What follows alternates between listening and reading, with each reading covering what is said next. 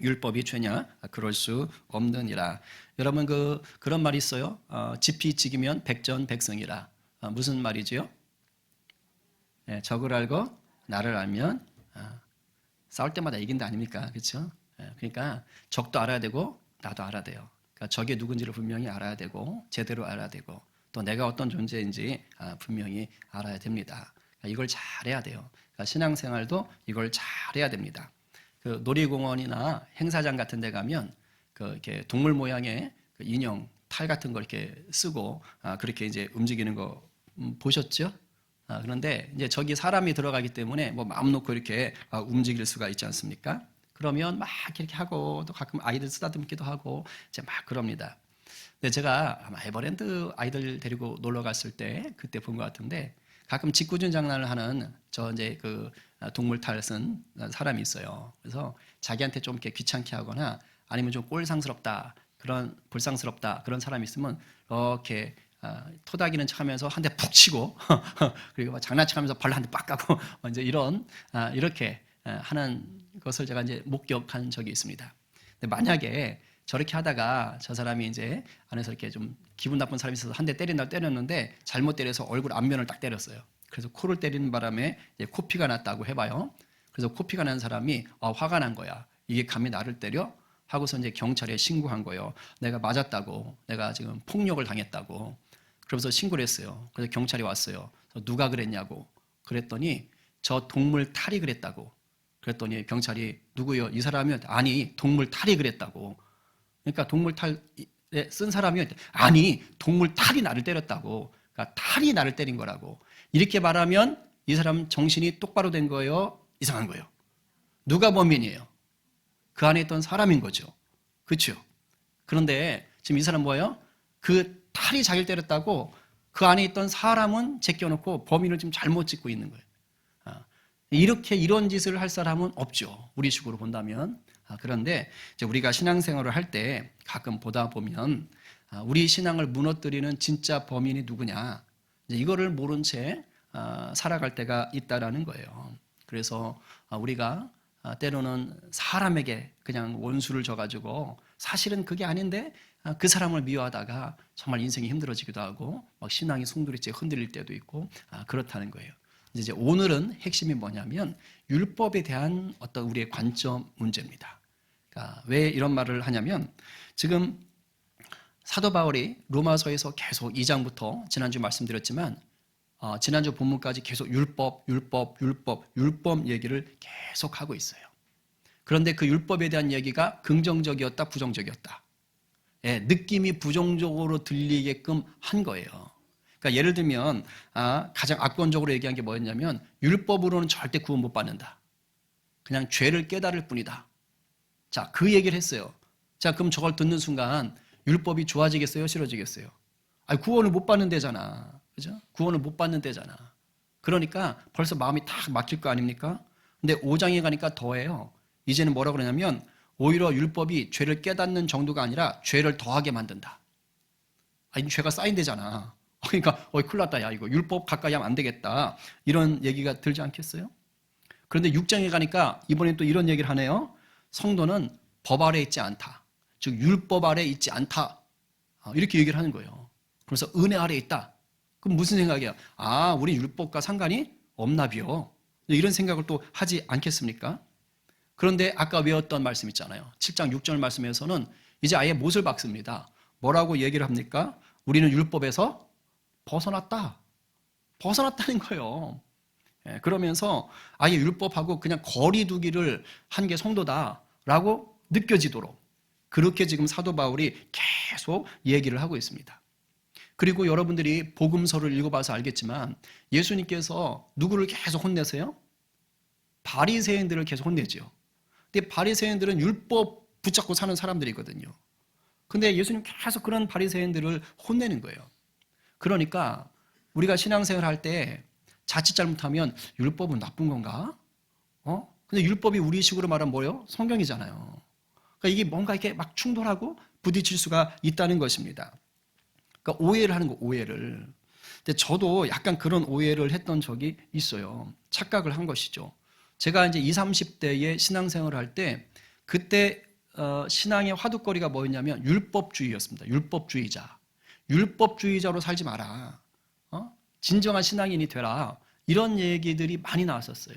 여러분들도 아마 신앙생활 좀 오래 하신 분들은 들어보셨을 거예요. 요즘도 그런 얘기가 나옵니다. 여러분, 율법주의자로 살지 말라는 게 무슨 뜻입니까? 형식적인 크리스찬 되지 말라는 거예요. 무늬만 크리스찬 되지 말라는 거예요. 교회만 왔다 갔다 하는 사람 되지 말라는 거예요. 그냥 예배 시간에 점 찍고 가는 사람, 출석 체크하는 사람 되지 말라는 거예요. 진짜 똑바로 예수를 믿으라고 하는 겁니다. 그래서 율법주의자로 살지 마라 라고 얘기를 하도 들었어요. 그러다 보니까 제 안에 어떤 게 있냐면 이게 말이 정말 무섭습니다.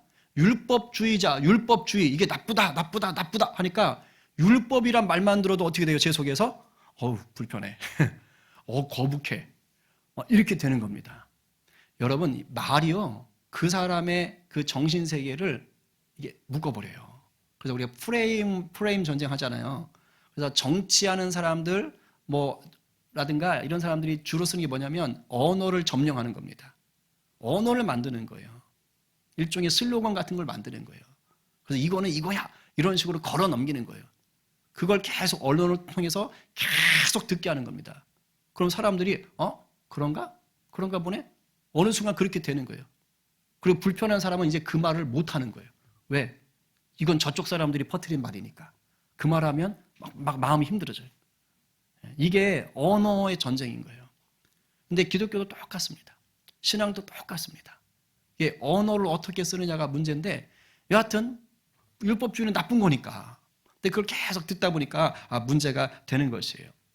그래가지고 저도 이 율법이 은연중에 무의식 중에 율법주의와 율법이 다른 건 알았어. 율법이 나쁘지 않아 라는 건 알았지만 그냥 율법 들어도 그냥 불편해. 나쁜 것 같아. 막 느낌적인 느낌 이런 것들이 있었던 것입니다. 혹시 여러분들 중에도 율법에 대해서 뭔가 부정적인 느낌을 가진 분이 계신지 모르겠어요. 성경이라고 할 때는 괜찮아. 그런데 율법 이러면 이렇게 될 수가 있어요. 그래서 오늘 그 부분에 대해서 좀 생각을 바로 정리할 수 있기를 바라고, 그리고 율법과 신앙의 관계, 성경과 우리 신앙의 관계를 좀 더 정확하게 자리매김하시는 여러분들 되기를 간절히 축복합니다. 아멘입니다. 자, 먼저 7절 말씀을 읽겠습니다. 큰 소리로 시작. 그런즉 우리가 무슨 말을 하리요? 율법이 죄냐? 그럴 수 없느니라. 율법으로 말미암지 않고는 내가 죄를 알지 못하였으니 율법이 탐내지 말라 하지 아니하였더라면 내가 탐심을 알지 못하였으리라. 자, 율법이 죄냐? 그럴 수 없느니라. 그러니까 율법이 죄다 아니다?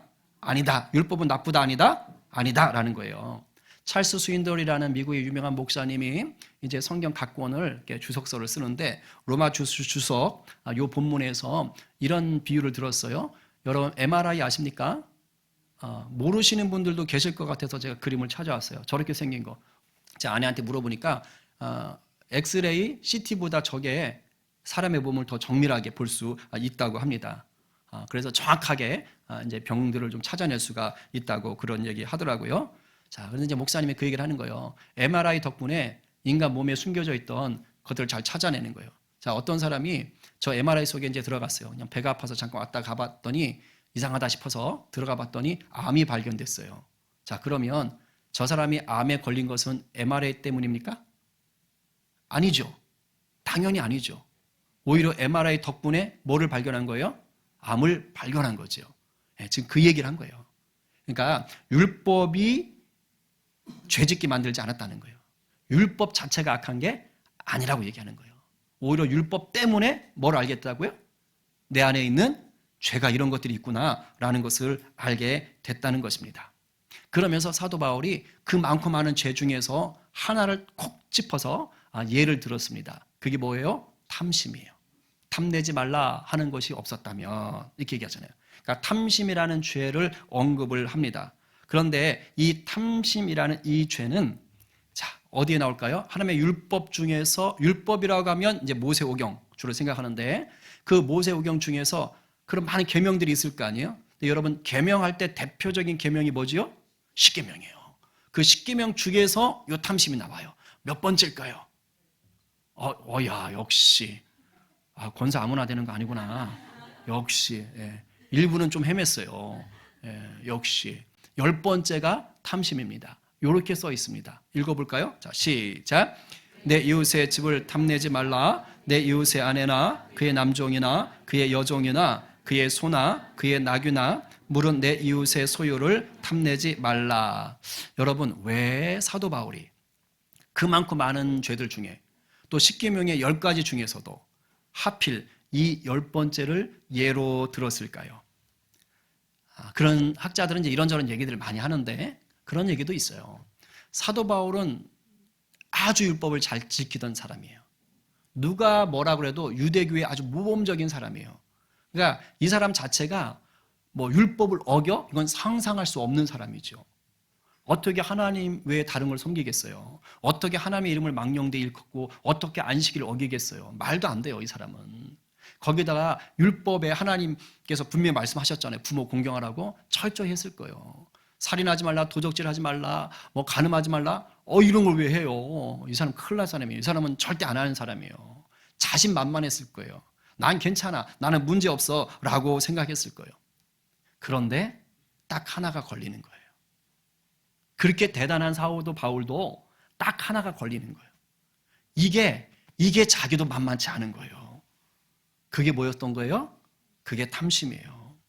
여러분, 탐심이 뭐지요? 자, 살인, 도둑질, 간음, 이거 다 우리 눈으로 보여지는 죄들이에요. 그렇잖아요. 폭력, 이런 거 다 보여지는 거예요. 탐심 보여요, 안 보여요? 안 보여요. 마음의 죄요. 마음의 상태예요. 마음의 상태. 그러니까 사도 바울이 이것도 자기는 이게 마음에 잘 안 됐던 것 같아. 겉으로 드러나는 건 다 제어를 해봤는데 이 마음속에 있는 것이 이게 문제가 되는 거예요. 근데 여러분, 탐심이 오늘날 우리 사는 세상에서 보면 이게 죄라고 합니까? 밖에 나가서 친구가 새 아이폰을 샀어. 겁나게 부러워. 내 건 아이폰 8. 막 이래가지고 쓰는데 막 버벅거려. 내 친구 거 너무 좋아. 막 핑핑 날아다녀. 막 와, 갖고 싶어. 저거 내 거 있으면 좋겠다. 이거 탐내잖아. 이거 죄라 그래요? 친구가 이런 죄인아! 이렇게 혼내요? 옆집에 차를 샀어. 그런데 외제차야. 거기다가 전기차야.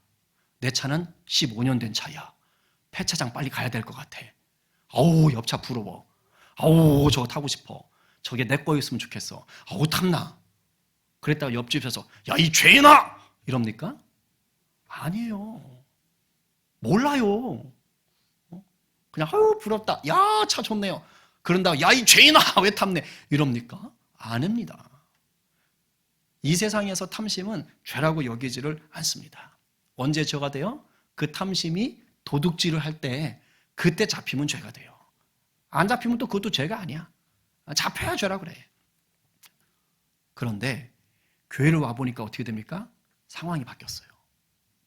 교회를 와보니까 탐심이 죄다 이렇게 하는 거예요. 왜요? 십계명에 있기 때문이에요. 하나님이 말씀하셨기 때문이에요. 하나님이 그것을 죄라고 보셨기 때문이에요. 그러니까 죄가 된 거예요. 그러니까 율법이 죄를 깨닫게 한다는 게 이 원리인 거예요. 쉽게 말하면 세상은 이게 왜 죄야? 예수 안 믿는 사람은 뭐래? 아니 그게 왜 죄야? 이런다고. 왜? 죄라고 안 하니까. 근데 교회를 오니까 죄라고 하는 거예요. 그래서 이게 죄였어? 이렇게 되는 거예요. 아마 사도 바울이 어릴 때는요, 율법을 배우기 전에는, 그죠? 성인식을 하기 전에 어릴 때는 뭐 율법을 잘 몰랐겠지. 그러니까 그때는 탐심을 죄라고 생각을 하고 싶어도 할 수가 없었죠. 왜? 가르쳐 준 게 없으니까. 들은 게 없으니까. 그러니까 사도 바울이 아마 어렸을 때 그랬던 것 같아요. 친구 장난감 보면서도 갖고 싶다.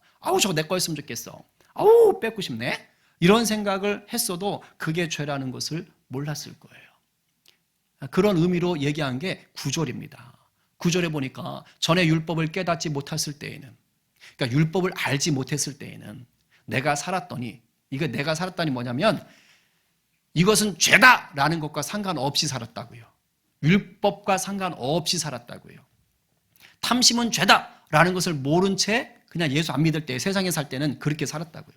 근데 계명의 이름에, 달리 말하면 탐심은 죄다 죄다라는 계명을 내가 알게 되매 내 속에 죄가 있네? 탐심이라는 죄가 있었구나라는 게 살아났다는 거예요.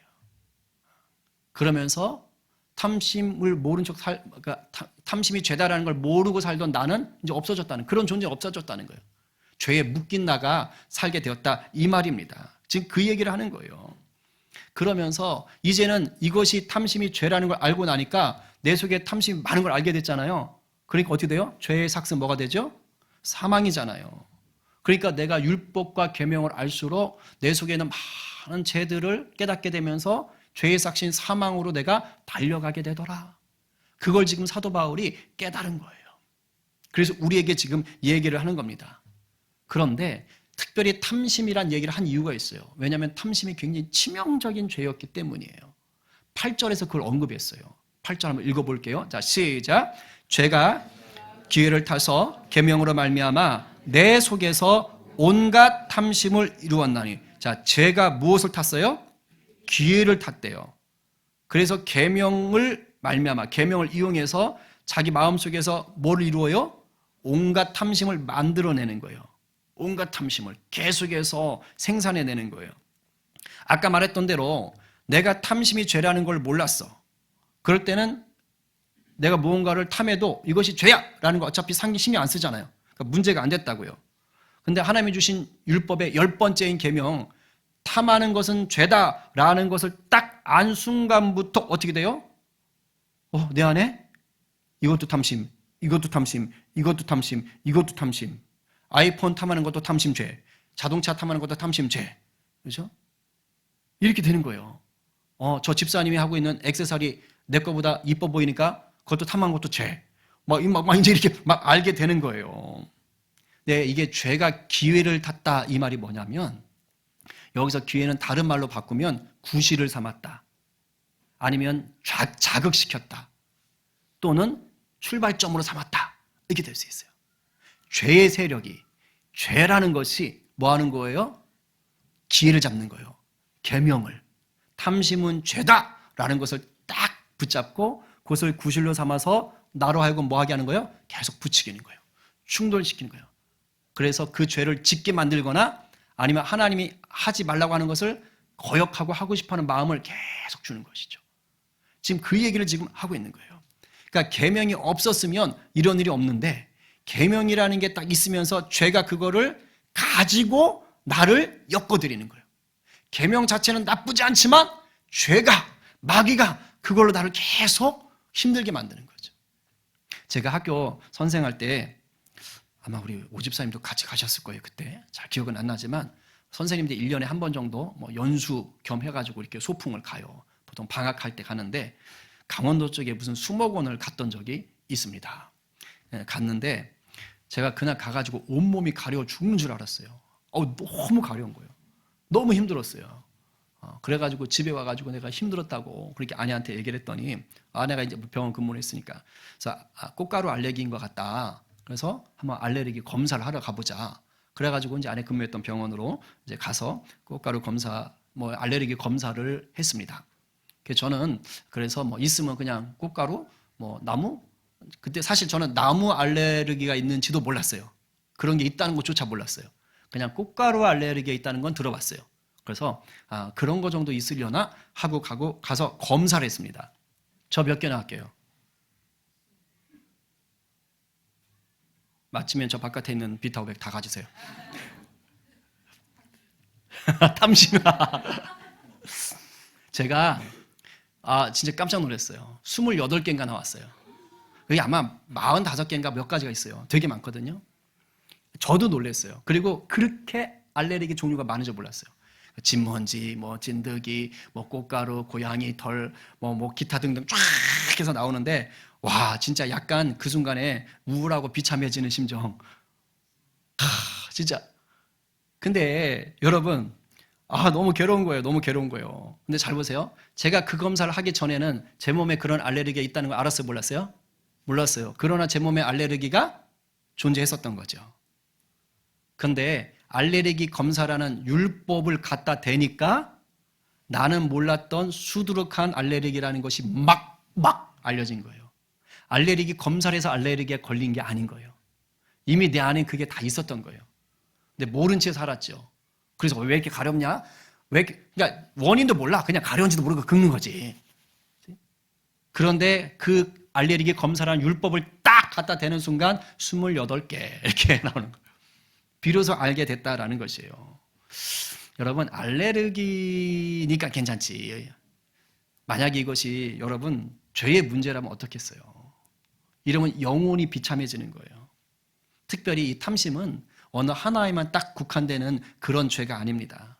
엄청난 확장성을 가진 죄가 탐심이에요. 그러니까 사도 바울이 이걸요 전략적으로 얘기한 것입니다.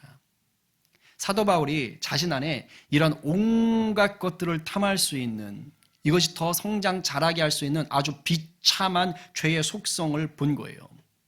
십계명의 10번째 계명만 봐도 그렇습니다. 한번 다시 보겠어요? 먼저 보세요. 내 이웃의 아내나 벌써 탐심 하나, 그 다음에 그의 남종이나 둘, 그 다음에 여종 셋, 그 다음에 소 넷, 그 다음에 나귀 다섯, 그 다음에 내 이웃의 소유는 어떻게 되는 거예요? 엄청 많잖아요. 그죠? 그러니까 탐심이 어느 하나가 아닌 거예요. 탐심이란 죄는 무한 확장성을 가진 거예요. 마치 악성 종양과 같은 것입니다. 그렇죠? 사도 바울이 이 탐심이란 이 죄를 통해서 죄가 얼마나 교묘한 줄 아느냐? 죄가 얼마나 무서운 줄 아느냐? 지금 이 얘기를 우리 가운데 해주는 거예요. 율법이 문제가 아니라는 걸 얘기하는 거예요. 오히려 율법을 통해서 이 죄의 적나라함을 정확하게 알라고 지금 얘기를 하는 것입니다. 그래서 아까 8절에서 제가 기회를 타서 이렇게 얘기했잖아요. 이게 너무 중요하니까 11절에 또 얘기해요. 그래서 살짝 바꿔줘요. 다시 읽어봐요. 시작. 죄가 기회를 타서 계명으로 말미암아 나를 속이고 그것으로 나를 죽였는지라. 자, 여기서 죄가 기회를 타서 계명으로 말미암아가 8절하고 똑같은 거예요. 그리고 그 뒷부분이 이제 새롭게 좀 더 강조하고 싶은 얘기를 해요. 특히 뭘 강조한 거예요? 나를 뭐 했다? 속였다. 그래서 나를 사망에 이르도록 이끌어 간다는 거예요. 여러분, 죄는요 마귀가 우리로 하여금 죄짓게 하는 것입니다. 그러니까 죄의 세력이 있는 거예요. 그것이 계속 나를 속여서 죄를 짓게 만들어요. 대놓고 죄 나쁜 것을 우리 앞에 눈 딱 보여주지 않아요. 왜? 그럼 우리가 이거 죄야 싫어 이렇게 한단 말이에요. 네, 속입니다. 속이는데 오늘 이 맥락 속에서는 하나님이 주신 계명을 이용한다는 거예요. 왜? 예수 믿는 자들 안에는 벌써 하나님 말씀이 들어와 있잖아요. 그러니까 이것은 해라, 이것은 하지 마라가 있잖아요. 내 부모를 공경해라. 이건 좋은 거죠. 그러니까 공경하지 않는 것은 뭐가 된다고 얘기하는 거예요? 죄가 된다는 걸 알고 있잖아요. 그렇죠? 그 다음에 살인하지 마라, 가늠하지 마라. 이것도 이건 죄구나라는 것을 알고 있잖아요. 그러니까 이런 것들을 가지고 속인다고요. 이런 것들을 이용해서 내가 알고 있는 이 죄 인식을 가지고 이걸 살짝 비틀어가면서 나로 하여금 충동질하게 하고 나로 하여금 거절하게 하고 나로 하여금 반발 심리를 갖게 하면서 죄 속에 덜컥 묶이게 만드는 것입니다. 오늘 이 11절 말씀을 분명하게 알려면 에덴 동산으로 넘어가 보시면 알 수 있어요. 여러분, 하나님이 에덴을 창조하셨어요. 아름답게 창조하시고 마지막에 사람을 창조하시죠. 그래서 아담에게 이런 말을 해요. 아담, 여기 있는 과일 다 먹어라. 다 먹어라 라고 얘기를 했습니다. 그런데 하나는 먹지 마라. 그게 뭐죠? 선악을 알게 하는 나무 열매, 선악과라고 하죠. 그것은 먹지 마. 먹으면 죽는다 라고 말씀하셨어요. 자, 이게 뭐지요? 율법이에요. 이게 계명이에요. 그러니까 최초의 계명이 주어져 있는 것입니다.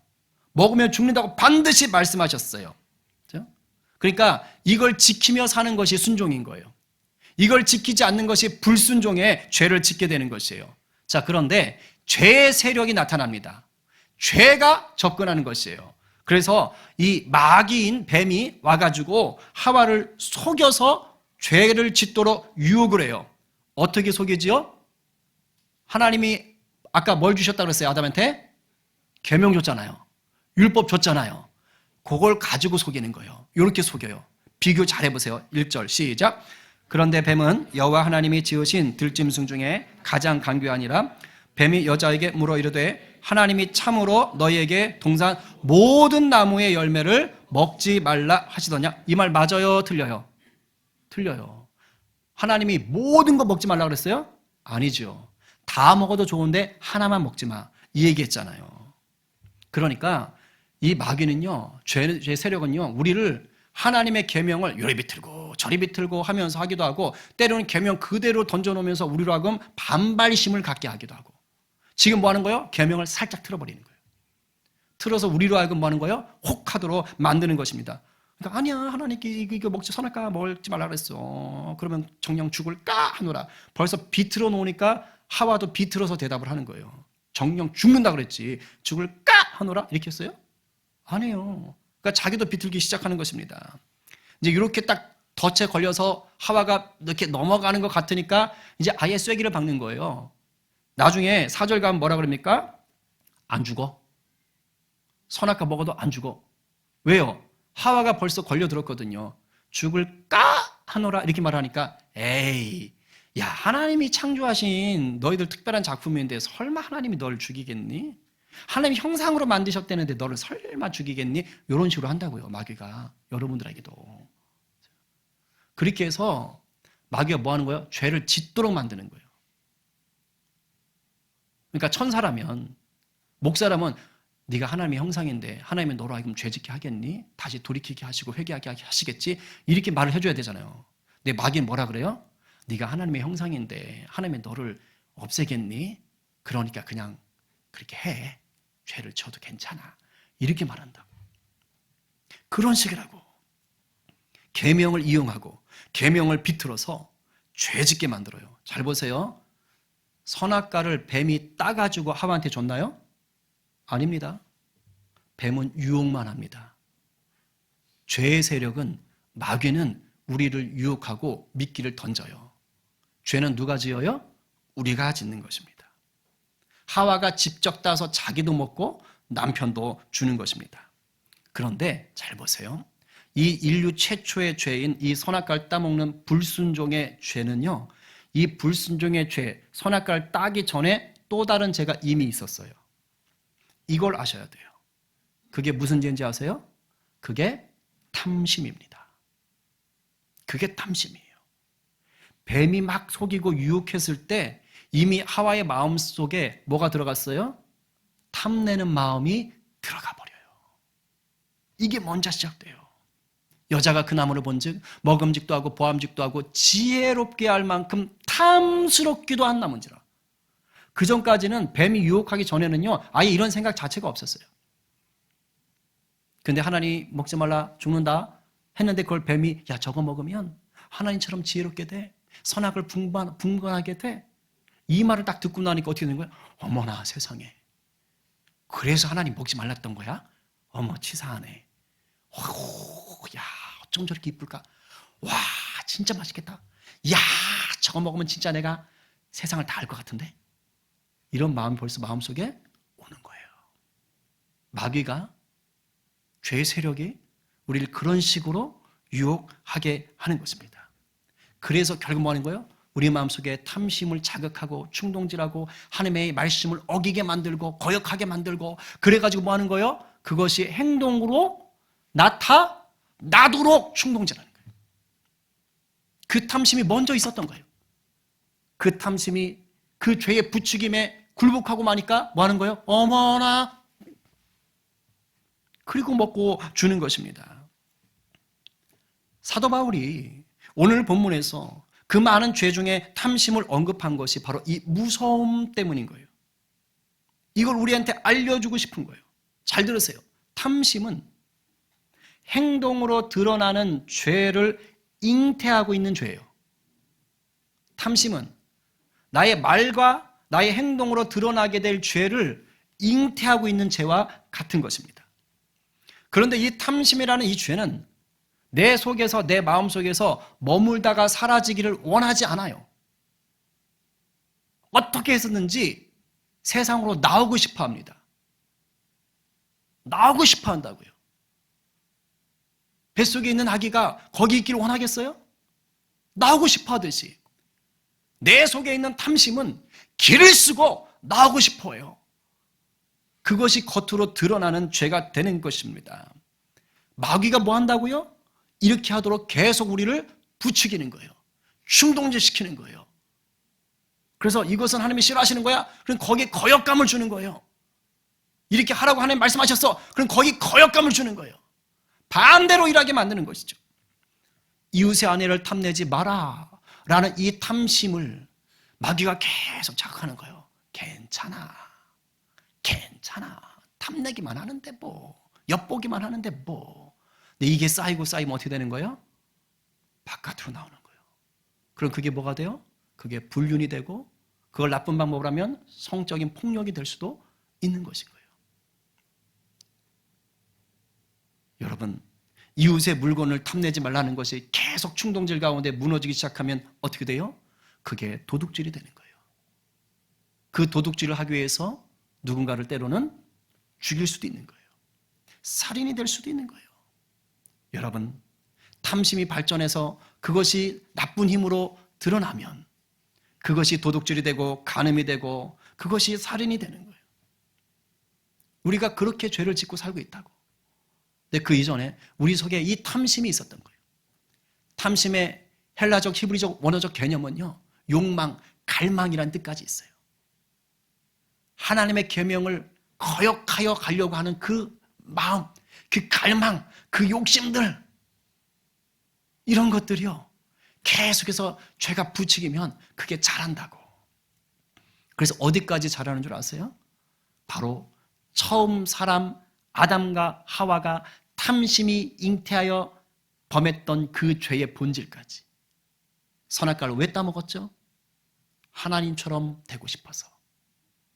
우상 숭배까지 가는 거예요. 하나님의 자리를 탐하는 자로 가는 거예요. 영적 교만함의 자리까지 가는 거예요. 십계명이요, 놀라운 구조입니다. 10번째가 죄가 약해서가 아니에요. 10번째를 마음의 죄로 마지막에 둔 이유가 뭔지 아세요? 그 마지막으로부터 나머지 9가지가 다 나온다는 것이에요. 그리고 마침내 첫 번째인 하나님을 거역하는 자리까지 나가는 거예요. 그래서 골로새서 3장 5절인가요? 사도 바울이 뭐라 그래요? 탐심은 우상 숭배니라. 사도 바울이 또 이런 말을 하죠. 돈을 사랑함이 일만하게 뿌리니라. 돈을 사랑한다는 말이 뭐예요? 탐심을 가졌다고요. 돈이면 다 돼. 돈만 있으면 좋겠어. 돈이면 내가 이거 할 수 있어. 그게 일만하게 뿌리가 된다고요. 탐심이 무서운 죄라는 것을 보여주는 것입니다. 지금 사도 바울이 계속 무슨 얘기한 거예요? 그러니까 율법이 문제가 아니라 바로 죄가 문제다. 그 죄가 네가 알고 있는 계명을 교묘하게 사용해서 너를 묶고 있었던 것이다 라는 것을 알려준 겁니다. 그러면서 12절에 가서 이제 율법이 어떤 것인지를 정확하게 풀어주는 거예요. 시작. 이러보건대 율법은 거룩하고 계명도 거룩하고 의로우며 선하도다. 할렐루야. 자, 율법은 이런 것입니다. 하나님의 말씀은 이런 것입니다. 이것을 정리한 게 13절이에요. 그런즉, 요거 읽고 이제 슬슬 정리할게요. 자, 시작. 그런즉 선한 것이 내게 사망이 되었느니. 자, 여기서 선한 것이 뭐예요? 율법인 거예요. 자, 계속 그럴 수 없느니라. 오직 죄가 죄로 드러나기 위하여 선한 그것으로 말미암아 나를 죽게 만들었으니. 죄가 죄로 드러난다는 것은 계명이 있어야 죄라는 것을 안다는 뜻입니다. 아셨죠? 자, 그다음 계속 이는 계명으로 말미암아 죄로 심히 죄되게 하려 함이니라. 계명을 알면 알수록 내 속에 이런 죄들이 많았구나 라고 하면서 내가 사망을 향해서 달려가는 거예요. 문제는 그것에 죄의 세력이 인격적으로 나를 자꾸 끌어들이고 하는 것이죠. 그런데 여기서 우리가 여기까지만 가다 보면 오해가 생길 수 있어요. 그래서 어쩌라고요, 목사님? 아니, 그럼 목사님, 율법이 좋아요. 그래, 그럼 성경이 좋아요. 근데 지금 목사님의 논조면 마귀가 그럼 그것들을 가지고 나를 유혹한다면서요. 무너뜨린다면서요. 그럼 내가 성경 말씀이 좋은 건 아는데 성경 말씀을 통해서 결국 내가 무너져요? 망한다는 얘기예요? 이렇게까지 들릴 수가 있는 거예요. 근데 그것이 절대 아니라는 것을 이 시간 확실히 알기를 바랍니다. 왜 그러냐면 아무리 죄의 세력이 마귀가 우리를 공격하려고 해도 우리는 하나님의 은혜 바깥에 있는 자가 아니라 이제는 하나님의 은혜 속에 들어와 있는 자입니다. 아멘? 그래서 다른 거예요. 그러니까 하나님 밖에 율법을 깨닫지 못했을 때, 율법을 알지 못했을 때, 그런 사람일 때는 무너집니다. 휘청거립니다. 그러나 이제 예수 그리스도의 십자가 보혈 아래 있는 자들은 죄가 유혹하고 죄가 무너뜨리려 할 때 우리 안에 누가 계십니까? 성령님이 계시는 거예요. 그래서 성령께서 뭐 하는 거예요? 깨닫게 하시는 거예요. 아니야 라고 말씀하시는 거예요. 그렇게 하면 안 돼. 안 된다고. 그러니까 마귀도 우리 가운데 일을 하지만 성령께서 계속 아니라고 말씀을 해 주시는 것입니다. 그러다가 우리가 죄에 넘어지잖아요. 그럼 마귀는 잘됐다, 잘했어. 계속 그 길로 가자. 너 같은 놈이 무슨 예수를 믿겠다고. 넌 안 돼. 이렇게 할 때 성령께서 내 마음속에 이런 자리에 오셨을 때 아니면 홀로 외롭게 지쳐 눈물 흘릴 때 그때 얘기하시는 거예요. 안타깝지만 그러나 나는 버린 적이 없어. 널 버린 적이 없어. 내가 너를 위해 내 아들을 죽였잖아. 넌 내 거야. 걱정 마. 아직 소망이 있어. 마귀가 너를 끌고 갈 수 없어. 넌 내 자녀야. 이리 와. 하면서 이끄시는 거예요. 그래서 회개의 자리로 이끌고 회개함이 없이는 변화가 없거든요. 회개의 자리로 이끌고 다시 새롭게 하시는 거예요. 그래서 이전보다 더 하나님과 가까워지게 하시는 거예요. 이제 슬슬 정리하고 싶은데 예수님이 우리의 본이 되세요. 여러분, 예수님도 시험 당하셨어요. 마귀가 예수님 사역하려고 시작하기 전에 광야 가서 기도하라고 하셨거든요. 그때 마귀가 나타나서 몇 번 시험 겁니까? 참 겁도 없죠. 어떻게 예수님한테 3번이나 대들죠? 근데 마귀가요, 계명을 이용해요. 첫 번째, 두 번째는 네가 하나님의 아들이라면. 시편 2편에 하나님의 아들됨이라고 분명하게 선포하시거든요. 예언하시거든요. 그래? 예수, 네가 하나님의 아들이야? 이걸 가지고 옵니다. 그래서 예수님이 그냥 감정적으로 행동하시게 만들려고 하나님의 아들됨의 신적 권세를 막 사용하게 하시려고 충동질을 하는 거예요. 그때 예수님께서 뭘로 이기십니까? 말씀으로 이겨요. 두 번째 시험을 걸 때는요, 마귀가 심지어 시편 말씀을 인용하면서 뛰어내려도 그 천사가 받아준다며. 너도 뛰어내려 봐. 괜찮을 거야. 이런 식으로 계명을 가지고 유혹을 합니다. 그러나 예수님은 말씀이신 분께서 정확한 말씀으로, 진리의 말씀으로, 권세의 말씀으로 그 마귀를 내쫓는 것입니다. 여러분, 마귀가 하나님의 계명을 가지고 우리 흔들려고 할 때 우리 무엇으로 이기는 거예요? 진리의 말씀 가지고 이기는 것입니다. 아멘? 그래서 말씀 잘 하셔야 돼요. 설교만 들어서 안 됩니다. 설교는 본문을 가지고 풀어내야 되기 때문에 말씀을 깊이 꼼꼼하게 보기는 쉽지 않습니다. 여러분 스스로가 말씀을 깊이 이해하는 노력을 하셔야 돼요. 그러니까 교회에서 이것저것 한다고 할 때 최대한 시간 내서 하시고 또 뭐 이렇게 유튜브는 좀 조심해서 가려서 보세요. 너무 뭐 좋은 게 있으면 저한테 좀 이렇게 알려주세요. 가끔 이상한 거 보셔가지고 또 이상한 논조로 가시는 경우들도 있어요. 그래서 좀 유튜브는 구별하시고 공신력 있는 걸 보세요. 공신력 있는 거. 그런 것들은 좀 괜찮을 것 같아요. 그래서 여러분들이 말씀 붙잡고 주님 앞에 나와서 열심히 예배하고 성도들과 교제할 때 셀 모임을 그래서 하라는 거예요. 셀 모임 하실 때 뭐 하는 거예요? 말씀 가이드 가지고 얘기 나누잖아요. 그러면 하다 보면 다른 성도 얘기하는 거 듣고 도전 받는 거예요. 은혜 받는 거예요. 아, 나도 이렇게 살아야겠다. 그럼 이기는 거예요. 내가 이게 죄였구나. 내 속에 그런 악한 게 있었구나. 내가 열등감 때문에 그랬구나. 내가 하나님의 자녀인데 왜 그랬을까? 이런 게 느껴지는 거예요. 그래서 교회는요, 교제가 중요한 거예요. 그러니까 그런 것도 하시는 거예요. 그러면 어떻게 되느냐? 죄의 유혹에 무너지는 횟수가 줄어들어요. 그리고 죄와 싸워서 이기는 횟수가 점점 늘어가는 것입니다. 그게 예수 믿는 맛입니다. 아셨지요? 이 맛을 다 누리기를 바랍니다. 그럴 때 하루하루가 하나님의 형상 닮아가는 것이고 우리가 정금처럼 다듬어지는 것이에요. 오늘 누가 율법과 죄의 관계를 확실히 아셔서 이제 죄의 속임수에 넘어가지 않고 율법이 하나님의 말씀이라는 것을 분명히 붙잡고 승리하는 자로 사시겠어요? 오늘 누가 하나님이 아닌 것들을 주인 삼으려고 했던 내 속에 있는 수없이 많은 탐심들, 이것들을 십자가에서 다 못 박아놓고 이제는 선하신 주님의 말씀, 능력의 말씀 붙잡아 내 주님만이 왕이십니다. 주님만이 왕이십니다. 라고 주님을 주인 삼고 담대히 왕의 자녀로 사시겠어요?